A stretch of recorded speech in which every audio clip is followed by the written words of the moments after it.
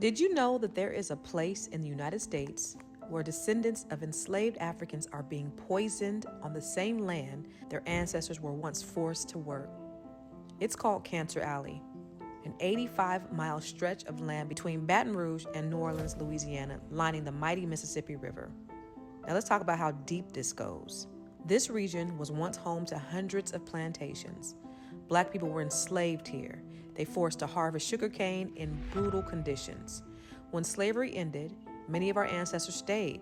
They built homes and churches and schools in those same communities. They turned pain into power. They built legacy from the ashes of oppression. But fast forward to the 20th and the 21st century, and those very communities were targeted again. This time not with whips and chains, but with chemical plants and pipelines. Over 150 petrochemical facilities were built right there, turning these once thriving Black neighborhoods into what we now know called Cancer Alley today in 2025.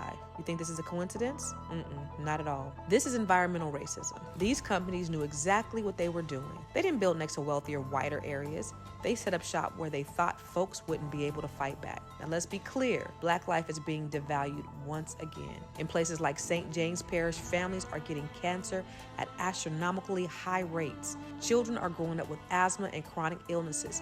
Today, funeral homes are seeing more business than schools are seeing graduates. And yet, these communities are still fighting. People like Sharon Levine, a former school teacher turned activist, are standing up, they're organizing, and they're saying, not on our land, not to our people, and not anymore. So today's Spotlight isn't just about injustice, it's about resilience. It's about knowing our history, recognizing how systemic racism shows up even in the air that we breathe, and doing something about it. Because if we don't fight for our own people, who will? We are the legacy of the enslaved. We are the resistance of the oppressed, and we are the hope of the next generation, and we're not going to stay silent. Now drop a Black fist in the comments and share this with somebody who needs to hear this so they can make a difference.